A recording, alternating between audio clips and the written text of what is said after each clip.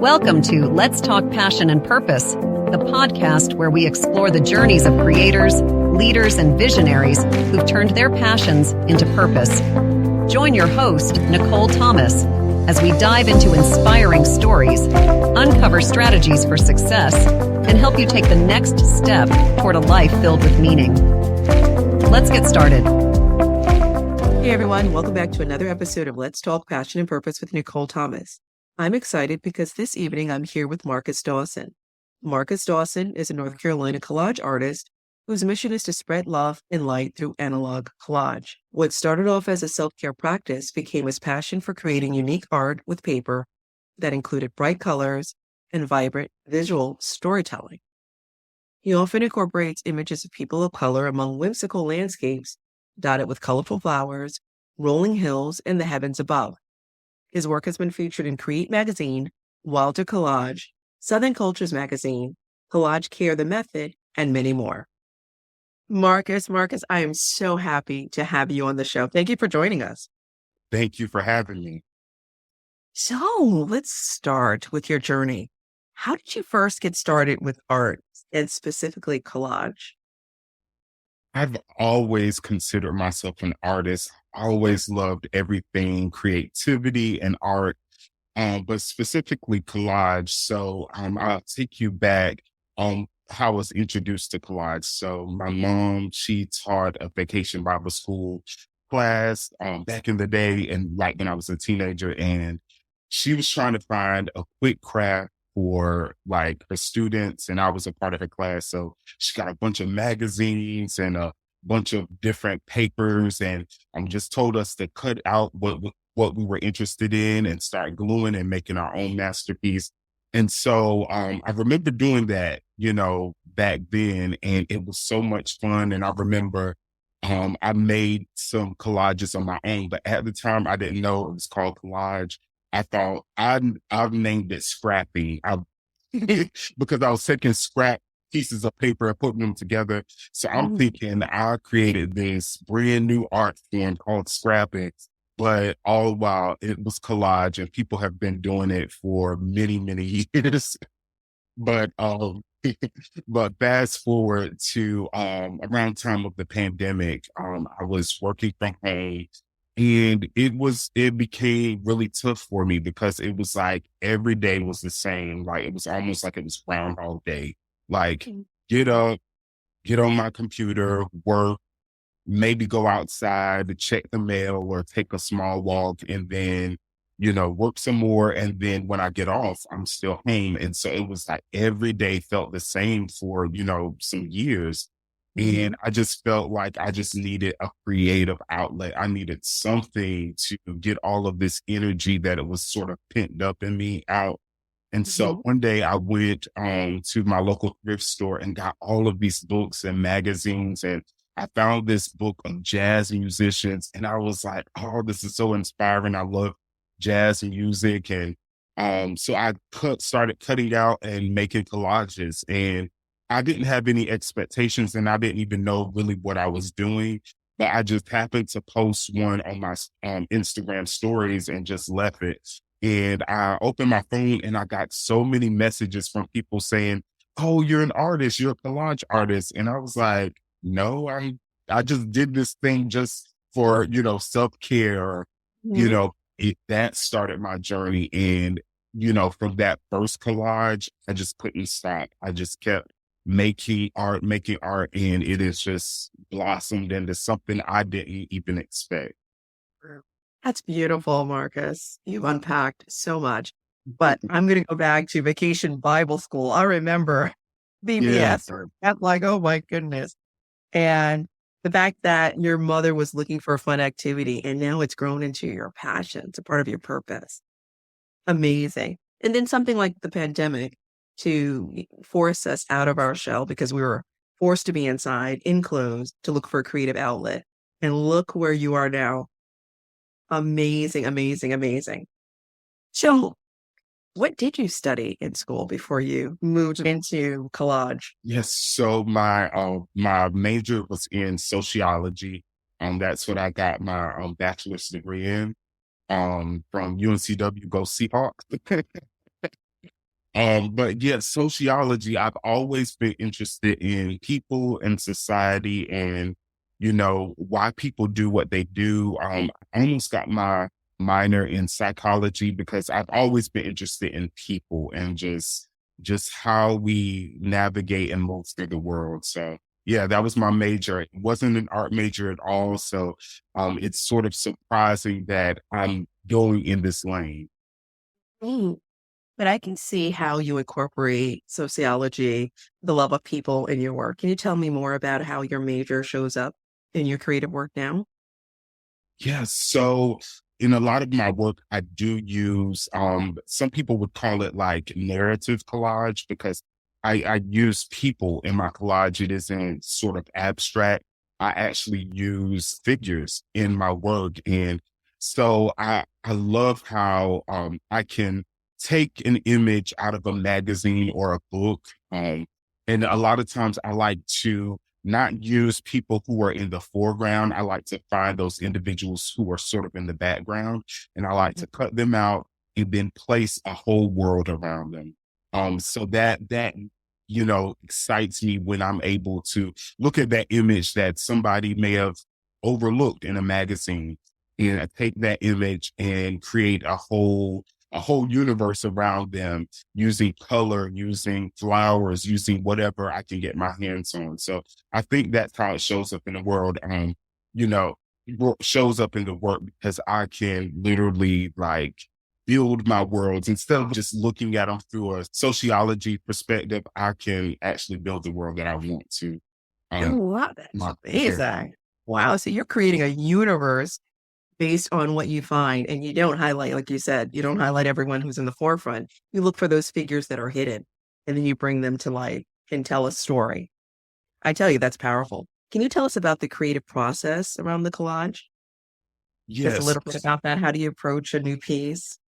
Sure. So I am a self-taught artist, and I was sharing with a friend and a fellow artist. I was like, when I came into collage, I came in with no expectations. I came in not knowing the rules. So sometimes I break the rules and it's so much fun because I can, use my full imagination. I don't have to be put in a box of what I should be doing. And so for me, how I approach it is I really go on instinct. I really go on sometimes how I'm feeling at the moment. So as I'm looking through material, whether it's magazines, books, or papers, or things that I find, I pick out what I'm drawn to and I start making piles of what I'm drawn to, whether it's certain colors, whether it's certain images of people or expressions. And I start making piles and then I start creating from there. It's sort of how I'm in the flow because there are moments where, I'm super inspired and I'm making like a couple of pieces a day. There are moments, I was sharing with someone earlier that I took a break and didn't make collage for like a couple of months. Yeah. But I took that time to just live, to listen to music, to read, to just live my life. And that inspired me. And so now I'm starting to feel that creative energy again. So now I'm like, oh, all of the things that I've read, all of the music that I've listened to, it's starting to show up in the work. Wow, that's beautiful. So it sounds like you were pouring into yourself when you took a break, and now you've had an overflow, and that's showing up in your work. That's amazing. It's absolutely amazing. You mentioned feeling. You mentioned a couple of things, but I want to talk about feeling. You said sometimes you create work based on feeling, how you're feeling.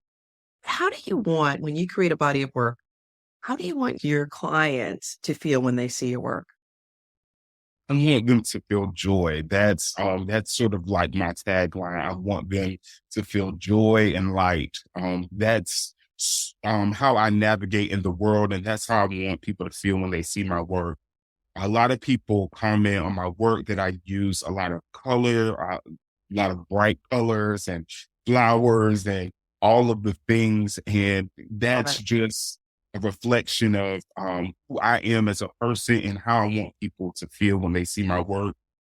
We are dealing with some heavy times and, a lot is going on and a lot to process, but I want, when people look at my work, for them to escape a little bit, for them to look at the work and see this whole landscape of color and vibrancy, and be able to take their mind off of what they're going through, for even if it's just, a couple of minutes or moments, while they're looking at the work. So that's what I want people to feel when they encounter my work.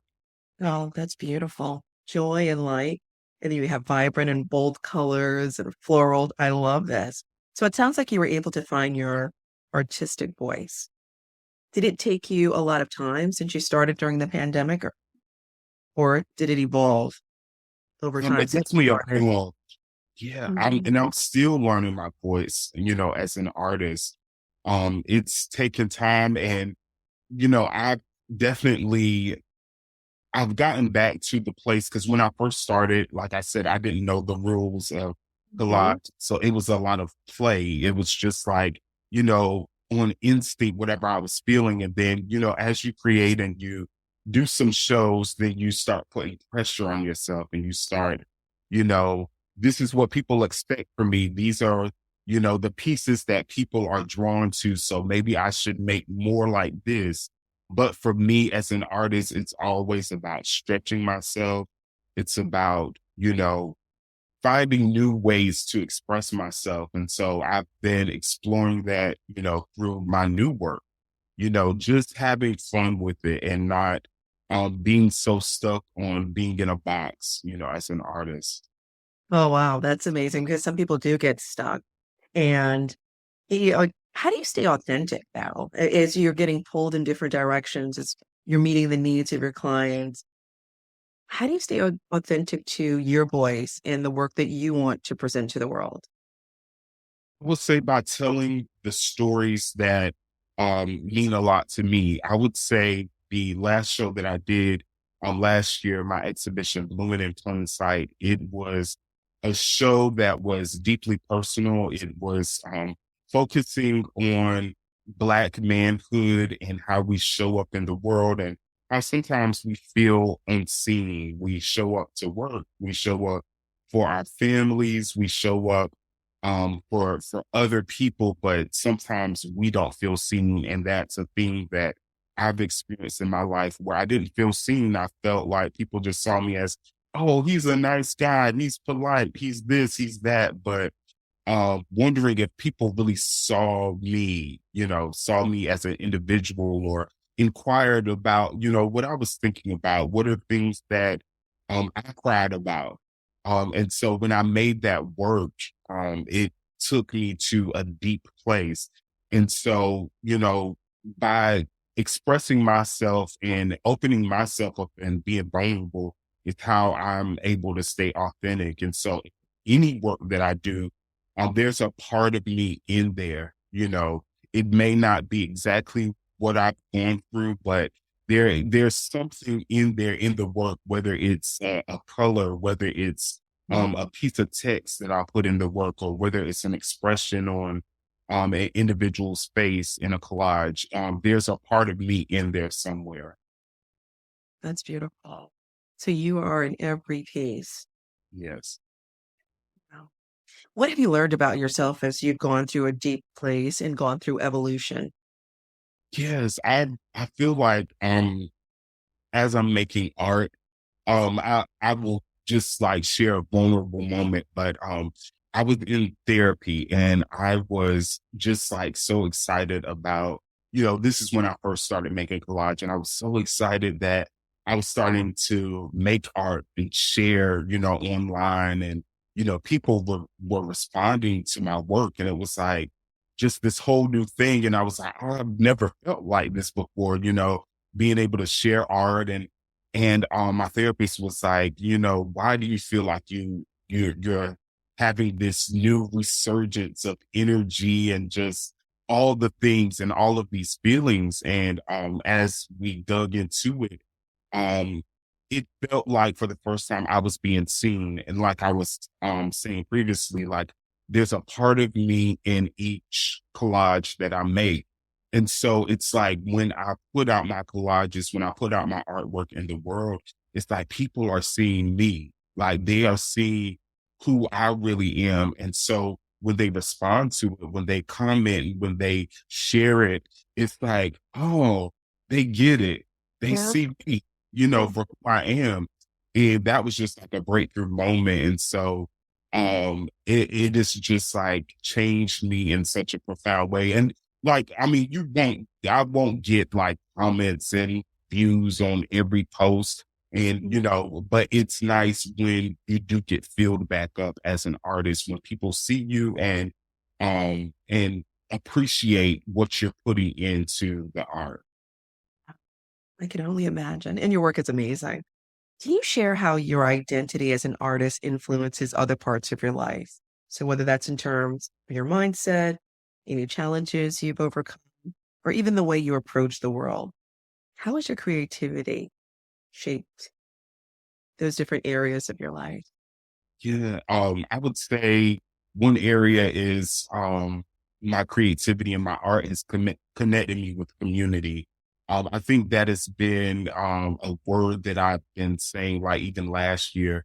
It has connected me with so many people who I might have not even connected with you or met you if it wasn't through art. And so I love how art is such a powerful tool to connect us all together. It was something that I started at the kitchen table, and now I'm talking to talking to people about my art. And so, connecting me with community, it's also shows up in my life. It helps me to be more open. I'm just, person that just stays focused, go to work, do what I need to do, try to take care of my family. But it helps me to open up and be more vulnerable because as I'm creating art, I'm, putting myself in the art and letting people see me. And so it's definitely been like healing almost because I'm able to really express myself and really deal with some things I might have not talked about otherwise. Mhm. No, thank you for sharing. And the funny thing is, while you're in the process of healing, your artwork is healing someone else as well. Wow. So it's a ripple effect. Definitely is. So I want to delve into artistic technique and style. We talked a little bit about your technique, but can you tell us more about your process of hand cutting and assembling these intricate collages? I know you use traditional methods like hand cutting with scissors or an X-Acto knife. So what drew you to analog collage instead of digital techniques? Yes, I love analog collage. There is nothing, and nothing against digital because I've done just a few digital and it's great too, but there's nothing like the feel of paper in your hand, actually feeling it, actually cutting it out. Um, I've by doing collage, you notice like paper has different textures. I never knew before I started collage, just like paper is paper, but doing collage now, I see that different paper has different texture. I love to use vintage ebony magazines and finding that ebony magazines were huge back in the day. They weren't, the smaller ones that we get now and how the paper is fragile. So I have to be more careful when I cut certain textures of paper. And also, I love that I get to be hands-on with it, hands-on with the work. It isn't just something on a screen, but it's something that I can actually arrange and move into place and what I call happy accidents, because in collage, as you're gluing down, sometimes things Mhm. went the wrong way and then you have glue on it and it's too late. But it all works out. You can always put another layer or, switch things around. And for me, when I first started making collage, I was so, I felt like I had to be so precise. Every cut had to be perfect. If I cut something the wrong way, I would just throw the whole thing away. But yes, but I realized that, in art making, it's freedom. And so, one time I was making this collage and I was cutting out the paper and then I moved my hand and it ripped the paper. And I was just like, no, I'm like, it's ruined. But then when I laid the paper on, what I was working on, I was like, that kind of looks good. It's different. And so it taught me in that moment that things don't have to be perfect. Art doesn't have to be pristine and perfect because you're working with real material. You're not, working on a screen where you're kind of moving things around, but you're working with actual real material. So if the paper is faded, it's okay. If it's ripped, it's okay. It gives the piece more character. So I love everything you said, Marcus, everything you said. So you often include people of color in your work, set against whimsical and imaginative landscapes. Why is representation so central to your art? yes, it is so important to have representation. I always say that I probably would have gotten into art sooner if I would have seen myself in the artwork. I've gone to art museums when I was younger, on field trips, but I didn't really see myself in the art. And so, I never really thought like art could be a thing for me. But as I online, I found so many different collage artists that were making beautiful collages with people of color. And I was like, I see me. I see my cousin. I see my aunt. I see my mom, my grandmother, my grandfather. And it's important. It's important for me to share that because it's a part of me. We were talking about authenticity, and these images, these stories that I'm telling through my art is a part of me. And so I want to share it with the world. But it's definitely important because, I often think about young people. They need to see these images too. They need to know that it's possible for your images to be in museums, to be in art shows, and to be displayed all over the place because we're here and we're always going to be here. So, Yes, we're here and we're always going to be here. And your work is inspiring the next generation of artists.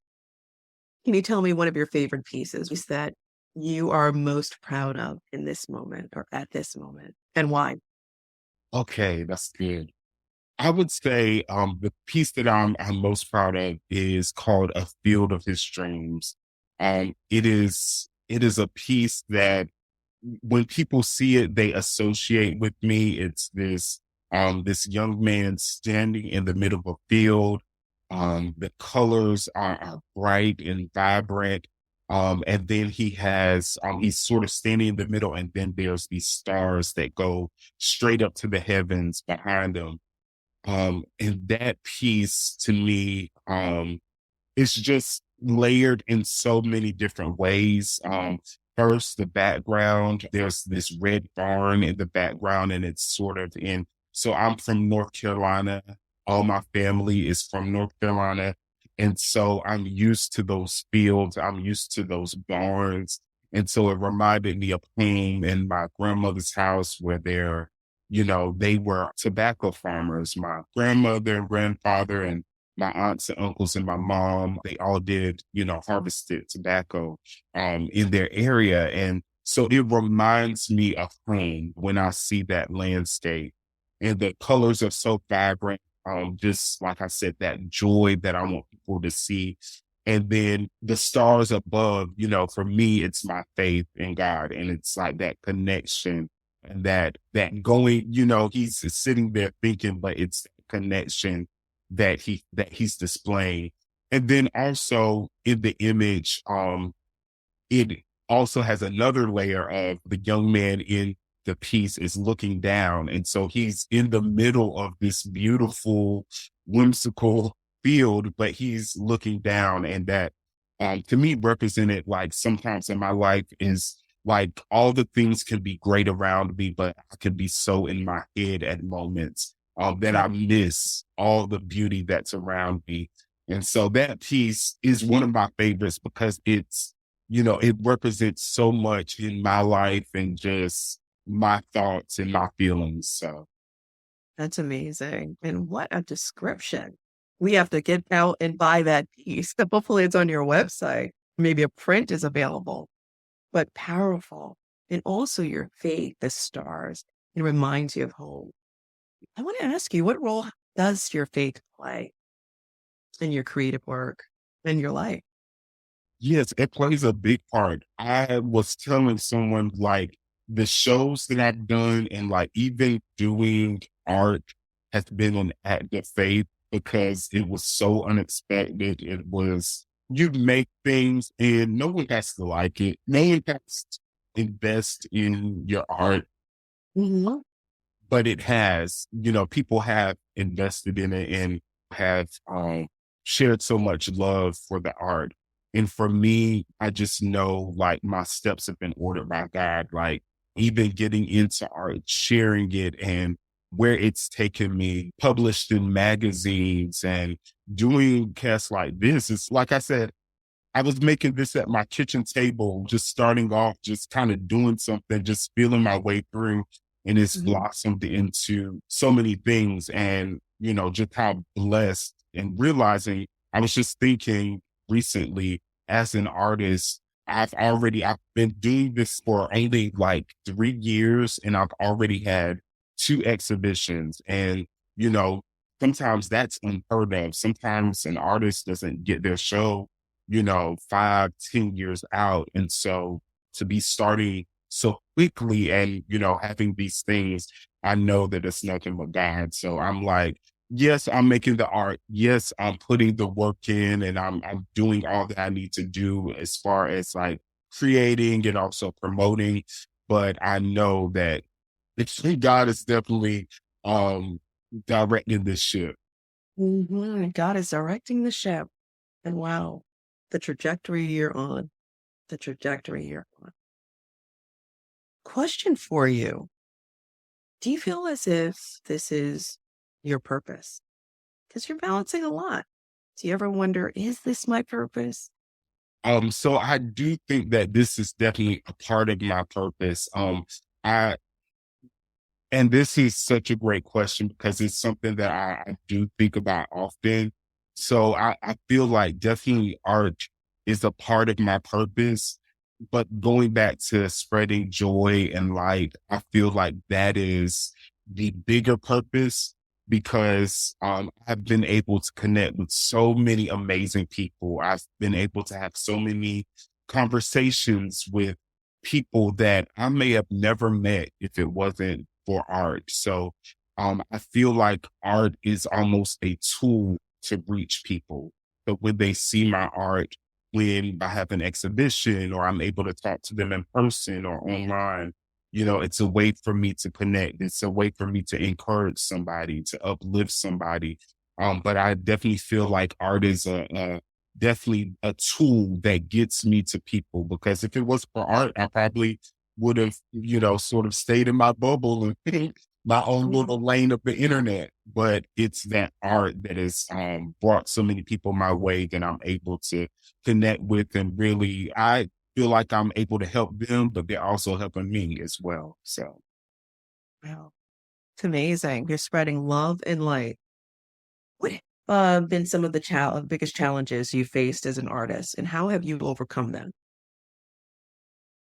So I would say one of the biggest challenges, and it's something that I talk with my artist friends all the time, is imposter syndrome. The thought of, maybe this is just a fluke. Maybe this is just lightning in a bottle that just happened. I started creating art and then, maybe one day I'll wake up and I'm not able to collage. All of these thoughts, that sort of like go through your head as an artist and I've dealt with. I would say after each show, I've done 2 shows so far, but after each show, it's sort of like you pour your heart out into a show and you make all of this work and people come out and you do an artist talk and people buy your work and it's amazing and you feel great. But then when you come home after the show, it's like, okay, what's next? Am I going to be able to create something else or what else do I have to say? All of these thoughts. I was talking to one of my artist friends and I was telling her all of these things that I was feeling. And she was like, Marcus, she was like, after your last show, didn't you say the same thing? And I was like, you are right. I did say the same thing. It just goes in ebbs and flows. It's like you're on the high and then you have to sort of regroup and just like I shared before, take that time to just rest and just get inspired all over again. So that's been the biggest thing, just getting out of my head and like, I know how to make art. I'm a self-taught artist, but I take this seriously and take my craft seriously and study and try different techniques. So I know what I'm doing. And so keeping that in mind and in focus to push past those negative thoughts that may try to come in my head. Wow. It's powerful, powerful. So many people suffer from imposter syndrome and being able to just pour into yourself again so that you can create. That is something that I think everyone can relate to. You have to rest. What advice do you have for other creatives who are just starting out on their journey to pursuing passion and purpose? I would say just create. And that may sound simple and sort of just like, okay, just create. But yes, just create. Um, a lot of times, and I've started to get back into this mode because when I first started creating art, I was just creating for the fun of it. And I was just exploring and just having so much fun with it. But then after a while, I started to get into my head and feel like I had to, push these pieces out. But just, make art that you're passionate about.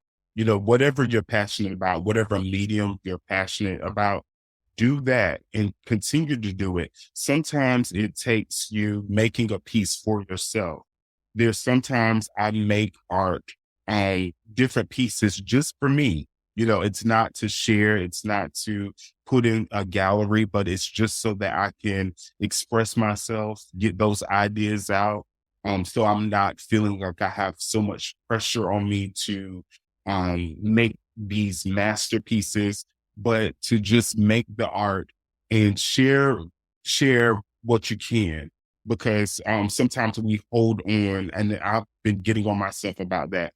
We hold on to art, and we may have brilliant art on our shelves and in drawers, and we're just like holding on to them because we don't think they're perfect or it's not like this artist, and so we don't share with the world. But there is somebody who will connect with your art, but you have to share it. If it's somewhere in the closet, nobody's going to see it. Nobody's going to be inspired or connect with it. So create and share. I love that. Create and share. No one's going to see it if it's in the closet. You have to show people what you have. So important. So looking back on your journey so far, what has been the most rewarding aspect of creating art that reflects who you are and the world you envision? I would say one of the most rewarding things is when I'm able to give a piece of art to a collector, and that I sort of say it when the art grows its wings and it goes into a collector's home and they're able to hang it on their walls and able to have family gatherings around the art and have these moments with the art. And so a lot of times as an artist, like I'm creating and it stays in my creative space and it's sitting there and, it may go to a gallery or may go this place. But when it actually goes to a collector's home and they message me and they say, I hung up the piece and my children love it, or my husband or my wife loves this piece and it's in our dining room or it's in our bedroom or living space, that just makes my heart smile because, the art isn't just in my studio living, but it's actually out in the world and it's able to bring somebody joy. So that's a rewarding part that I really love. It sounds like love and light is in their home. They have a piece of you as well as love and light. You're illuminating their light in their family's lives and everyone who sees the work. So what's next for you? Any upcoming projects or new directions in your work that you're excited about? Yes. So I've just been working on I've gotten that creative spark again. Like I said, I took some months off where I didn't create anything. And I just started sharing again on social media. But fun fact, some of those pieces are like 2 years old. So Mhm. it is fun to see that, it's old to me, but new to everyone else. So I'm excited to see the reactions of people, even though the pieces are older to me. And so just sharing and getting that engagement again has sparked so much in my life. And so I've started on a series where I am making portraits of some of my favorite writers. And it has just been amazing to make portraits of Maya Angelou, Jason Reynolds, Nikki Giovanni, and just all of the writers that I love. And so that's what I've been working on. I do have an idea of where I want to display these works, Mhm. but that's in the works right now. I'm also doing some really great workshops coming up for collage. One of them, my dear friend Cameron, she has started a nonprofit veterans creative arts programming, and where she is creating programs of art for veterans who are in our city. And so I'm doing a collage workshop for them and excited to express to share that. And so other than that, I've been also writing. I've been writing a lot and working on a children's picture book. So I'm in the beginning stages of that. So just all the things I can do creative. I'm just trying my hand at it. Oh my goodness. This is so exciting. I'm happy for you. You're Thank spreading love and light everywhere through different tools, different medium. So, in this moment, if you could, what would you tell young Marcus Dawson? What would you tell him? Wow, that is such a good question. I would say just be you. Just I've always been a creative kid, and sometimes you feel like, you know, your creativity, where will it lead me? What will I do with all this creativity? But just being patient and just creating art. And I would tell him start art early, start taking those art classes. I didn't feel like I could be an artist because I wasn't a great um painter or drawer. So I felt like, where do I belong in art? But I would say, young Marcus, pick up some scissors and some material and start making collage early. I wish I would have known about collage earlier because I would have been doing it for years now, but it's okay. I'm starting now and continuing to go on this path. So Man, that's beautiful. Is there anything that I haven't asked you? Is there anything that I haven't asked you that you like to share with the community, with our listeners? I'm trying to think because those are some good questions. Now it just made me think. Um, Not really one thing that I always tell people, like, I feel like collage is a lot like life. And that's why I guess I'm so connected with collage because life isn't just one brushstroke, one color, one thing. It's a combination of so many different experiences that we have. So in collage, you're taking material from all over the place. You're taking these materials, cutting them, ripping them, puzzle piecing them together to make a masterpiece. And that's like our life. Things won't be straight edged. There'll be some torn parts. There'll be some crinkled, ripped up parts. But it's taking those parts, all of those experiences, all of those joys, pains, puzzle piecing them together to make the collage of our lives. And so that's a big message that I try to push, with collage. And when I'm teaching collage, that, think about your life, think about all of those things, even those parts, like I said, that may have been ripped, may have been torn. It's all for a purpose. What a message. What a message. I've learned so much about you, about your work, and I just want to thank you for sharing. Where can we find you? What social media platforms, website? Yes. So my primary social media is Instagram, and I'm at Marcus D Speaks on Instagram. On my page, I have my link tree that has all the information, my website, interviews that I've done, magazine things that I've done on my link tree. Also my website, www.marcusdspeaksart.com. So you can find work there as well. And yeah, just connect with me on social media. I'm very responsive. So I love interacting. So, whenever people will reach out, I'm definitely open to conversation and just connecting with different people through art. It's amazing because you are spreading love and light. So thank you, Marcus. Thank you. Thank you. Thank you for being on the show. Thank you. Thank you for joining Let's Talk Passion and Purpose. I hope you're leaving inspired and ready to elevate your journey. Remember to subscribe, rate, and share if you enjoyed today's episode. Stay connected, follow your passion, live purposefully, and we'll see you next time.